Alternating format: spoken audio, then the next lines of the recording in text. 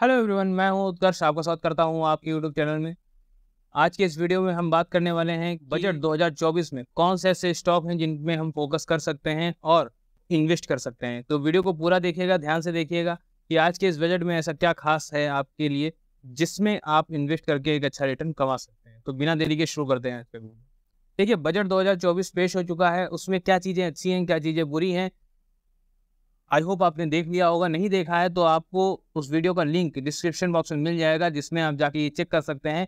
मैंने उस वीडियो में आपको सारी चीज़ें बिल्कुल क्लियर बताई हैं बजट से रिलेटेड की क्या चीज़ें आपके लिए अच्छी हैं, क्या चीज़ें आपके लिए बुरी हैं, जो आप हमारे दूसरे चैनल पे जाके चेक कर सकते हैं। उसमें सारी चीज़ें आपको क्लियर हैं। इस वीडियो में हम क्या डिस्कस करने वाले हैं, इस वीडियो में हम डिस्कस करने वाले हैं कि जिन सेक्टर्स पे फोकस किया गया है, क्या उन सेक्टर्स पे हम इन्वेस्ट करके अच्छा रिटर्न कमा सकते हैं। तो उन सेक्टर्स की तरफ बढ़ने से पहले एक ज़रूरी जानकारी कि ये जो वीडियो है, यहाँ पे जो मैं आपके साथ स्टॉक डिस्कस करने वाला हूँ, ये किसी भी तरीके की बाय और सेल की रिकमेंडेशन नहीं है। आप यहाँ पे जानकारी ले सकते हैं कि हाँ, नॉलेज के हिसाब से कि इन सेक्टर्स पे आपका फोकस हो सकता है जिसमें बजट में फोकस किया गया है। मैं आपके साथ स्टॉक डिस्कस करता हूँ, आप उनको एनालिसिस करिए और अपने नॉलेज के हिसाब से इन्वेस्ट करिए। तो शुरू करते हैं पहले स्टॉक की तरफ। जो हमारा पहला सेक्टर है वो है energy power sector. Energy power sector यानी सोलर पैनल के ऊपर भी काफ़ी बजट में एक अच्छा एलोकेशन देखने को मिला है, जिसमें अगर हम बात करें एनर्जी सेक्टर के ऊपर तो वहाँ पे अगर आप मेरा वो वीडियो देखेंगे, उसमें देखा है, उसमें मैंने बजट की सारी चीज़ें वहाँ पे क्लियर करी हैं। तो एनटीपीसी और बीएचईएल पावर लिमिटेड को जॉइंट वेंचर के रूप में 800 मेगावाट के कॉमर्शियल प्लांट लगाने का ऑर्डर दिया गया है, जिसमें कहीं ना कहीं इन कंपनीज को फ़ायदा मिलेगा। तो सबसे पहले हम बीएचईएल को देख लेते हैं। भारत हैवी इलेक्ट्रिकल्स लिमिटेड, ये पावर प्लांट इक्विपमेंट मैन्युफैक्चरिंग में इंगेज्ड है। ये डिज़ाइन भी करती है, टेस्ट भी करती है और इस तरीके के प्रोडक्ट्स ये वहाँ पे बनाती है। ये एक वाइड रेंज के प्रोडक्ट्स इनके पास होते हैं, जिसमें रिन्यूएबल एनर्जी में भी वर्क, जिसको गवर्नमेंट ऑफ इंडिया कंट्रोल करती है। बात कर लेते हैं इनके फंडामेंटल्स की। तो यहाँ पे फंडामेंटल अगर हम देखें तो मार्केट कैप इसकी 1,07,021 करोड़ की देखने को मिलती है। प्राइस की बात कर लें तो 307 का देखने को मिलता है। हाईएस्ट इसका प्राइस 335 का गया है और इस समय 307 में चल रहा है। लोएस्ट 94 का आसपास देखने को मिलता है। पी रेशियो 379 का है, पी रेशियो काफ़ी हाई देखने को मिलता है। आरओसी 2.97 का, आरओई 1.10 का है। तो ये तो काफ़ी बेकार आरओसी आरओई देखने को मिल जाते हैं। वहीं अगर हम बात कर लेते हैं डेट की, तो 8,000 करोड़ का डेट है। कैश फ्लो इनका माइनस में जा रहा है। तो फंडामेंटल तो यहाँ पे बहुत अच्छे नहीं देखने को मिल रहे हैं, लेकिन क्योंकि कंपनी को यहाँ पे ऑर्डर मिला है तो कहीं ना कहीं कंपनी में ग्रोथ देखने को मिल सकती है और गवर्नमेंट की कंपनी है। कोई यहाँ पे अच्छा पॉइंट तो मुझे इससे रिलेटेड देखने को मिला नहीं है। एक बार प्रोमोटर होल्डिंग, एक बार रिटर्न की तरफ देख लेते हैं। तो रिटर्न अगर हम एक साल में 213% का रिटर्न दिया है, और जो कि अच्छा है। लेकिन अगर हम प्रॉफिट ग्रोथ की बात कर लेते हैं, भैया एक साल में प्रॉफिट ग्रोथ तो माइनस में जा रही है। सेल्स ग्रोथ 2% हुई है, बट यहाँ पे जो CAGR है वो 213% का है। ये थोड़ा सा खटकती है बात। लेकिन क्योंकि गवर्नमेंट की कंपनी है और बजट में इसको जॉइंट वेंचर के रूप में लिया गया है, तो हम इसको अपने फोकस में ले सकते हैं। एक बार प्रोमोटर होल्डिंग्स पे यहाँ पे नज़र डाल लेते हैं। तो जून 2024 के हिसाब से 63.17 का प्रोमोटर होल्डिंग देखने को मिली है, और FII की होल्डिंग 9.10, DII की 15.03, पब्लिक की 12.71% की होल्डिंग बनी हुई है। अब यहाँ पे एक चीज़ देखने वाली है कि ये जो प्रोमोटर होल्डिंग है वो लगातार दिसंबर 22 से लेके और जून 24 तक लगातार सेम बनी हुई है, ना कम हुई है ना ज़्यादा हुई है। तो ये एक अच्छी बात हो जाती है कंपनी को लेकर। तो आप इसको फोकस में ज़रूर रख सकते हैं। अभी तुरंत इन्वेस्ट मत करिए, फोकस में रखिए कि किस तरीके से कंपनी वर्क कर रही है, ग्राफ कह रहा है। अगली कंपनी हमारे पास है NTPC नेशनल। इस कंपनी की अगर हम बात करें तो ये इन्वॉल्व है generation and sales of power. हो सकता है कि लोग इसमें इन्वेस्टेड भी हों। अगर हम बात इसके काम की कर लेते हैं, मैंने आपको बताया पावर जनरेट करती है, उसको सेल करती है स्टेट्स लेवल पर, और कई बिजनेस करती है जिसमें consultancy, project management, supervision, energy trading, oil gas exploration, coal mining जैसे बिजनेस इसमें शामिल हैं। साथ ही अगर हम इनके फंडामेंटल्स की बात कर लेते हैं तो इनकी मार्केट कैप जो देखने को मिलती है वो 3,70,799 करोड़ की, प्राइस 382 का चल रहा है। हाईएस्ट 395 गया है, अपने हाईएस्ट से थोड़ा सा नीचे चल रहा है। पी रेशियो 17 का देखने को मिलता है और ROC 10 का है, ROE 13 का है, बहुत अच्छा नहीं है।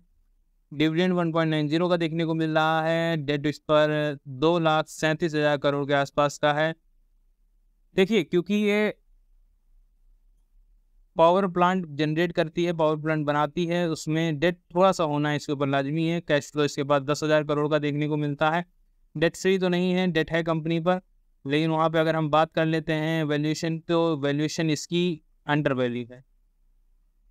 साथ ही कितना रिटर्न दिया है, तो एक साल में 95% के CAGR से कंपनी ने परफॉर्म किया है, जो कि अच्छा हो जाता है। वहीं अगर हम प्रॉफिट ग्रोथ की बात कर लेते हैं, तो प्रॉफिट ग्रोथ एक साल में 22% का और सेल्स ग्रोथ 1% की देखने को मिलती है। सेल्स ग्रोथ यहाँ पे बहुत कम है, लेकिन आप प्रॉफिट ग्रोथ देख के आप इसके CAGR को जस्टिफाई कर सकते हैं, तो ये एक अच्छी बात हो जाती है। अंडर वैल्यू की कंपनी है, तो यहाँ पे टेंशन की बात भी कम हो जाती है।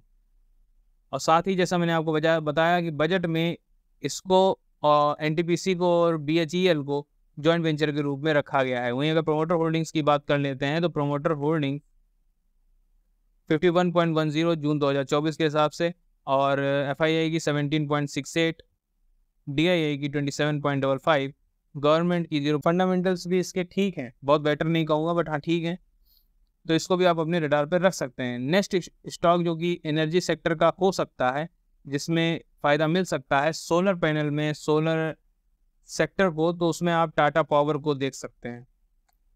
टाटा पावर ये इन्वॉल्व है power generation, transmission, distribution, electricity में, जिसमें 2025 तक इसका 1 लाख EV स्टेशन को बनाने का इनका लक्ष्य है। तो काफ़ी एक अच्छे मैनेजमेंट के साथ ये चल रहे हैं, लॉन्ग टर्म विजन लेके। इसमें अगर हम मार्केट कैप की बात कर लेते हैं, तो यहाँ पे इसकी जो मार्केट कैप है वो 1,33,007 करोड़ की देखने को मिलती है, और P रेशियो 38 का देखने को मिलता है। वहीं अगर हम बात कर लेते हैं ROC 11, ROE 11, और प्राइस इसका 416 का देखने को मिलता है। ROC ROE बहुत अच्छे नहीं हैं, और प्राइस इसका 416 का है। डिविडेंड 0.48 का प्रोवाइड करते हैं कंपनी, और डेट 53,000 करोड़ के आसपास का देखने को मिलता है। तो डेट है, लेकिन क्योंकि टाटा की कंपनी है, तो उस चीज़ को हम ज़्यादा टेंशन में नहीं ले सकते हैं। वहीं पे कंपनी अंडर वैल्यू चल रही है, तो इसमें अभी इन्वेस्ट करने का समय आपके पास अच्छा है। वहीं अगर हम बात कर लेते हैं, एक साल में 92% का CAGR देखने को मिलता है, रिटर्न आपका 11% का है, प्रॉफिट ग्रोथ 7% की है, और सेल्स ग्रोथ 12% की है। तो ठीक ठाक यहाँ पे देखने के लिए, बहुत अच्छी नहीं है, ठीक ठाक है। और कहीं ना कहीं जब सोलर पैनल के ऊपर यहाँ पे अगर बजट में बात की गई है, तो इस कंपनी को इसको भी आप अपने रडार पे रख सकते हैं। आगे बढ़ते हैं, जो नेक्स्ट कंपनी है हमारे पास सेमीकंडक्टर की जो सेमीकंडक्टर मैन्युफैक्चरिंग करती है, उसके विषय में अगर हम बात करें, CG power and industrial solution limited, इस कंपनी की अगर हम बात करते हैं, तो ये कंपनी, इसका जो बिजनेस सेगमेंट है वो सर्विस प्रोवाइड करती है पावर सेगमेंट्स में, इंडस्ट्रियल सिस्टम्स में। और इसके अगर हम फंडामेंटल्स की बात कर लेते हैं, तो फंडामेंटल्स यहाँ पे मार्केट कैप इसकी 1,03,369 करोड़ की, P रेशियो 74 का देखने को मिलता है, ROC 46, ROE 57, जो कि बहुत ही अच्छे हैं। प्राइस इसका 676 का चल रहा है, हाईएस्ट 784 का है, लोएस्ट 359 का है, और 676 के आसपास ये ट्रेड कर रहा है। डिविडेंड ये 0.22 का प्रोवाइड करता है। ROC ROE इसके अच्छे हैं। अंडर वैल्यू कंपनी नहीं है, ओवर वैल्यू ये कंपनी है। डेट कंपनी पर है नहीं, 17 करोड़ का डेट है। और अगर हम कैश फ्लो की बात कर लें 174, तो डेट फ्री कंपनी है, जो कि एक अच्छी बात।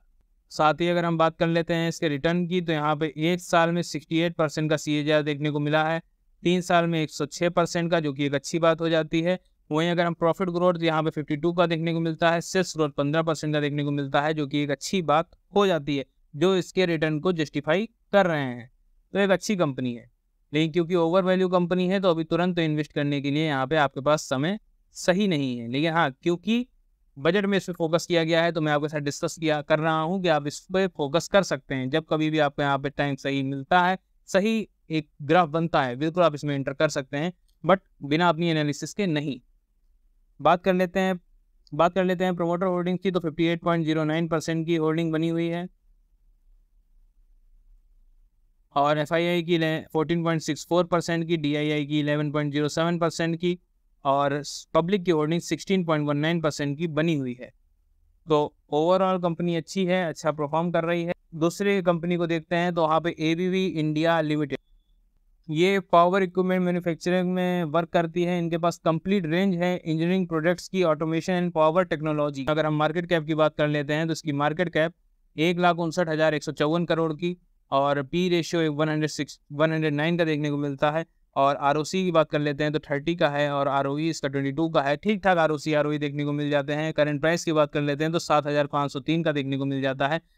हाईएस्ट इसका 9,200 का प्राइस देखने को मिला है। वहीं अगर हम बात कर लें लोएस्ट की तो 3,848, और अभी ये चल रहा है 7,503, मतलब अपने हाईएस्ट से लो और लोएस्ट से थोड़ा सा हाई चल रहा है।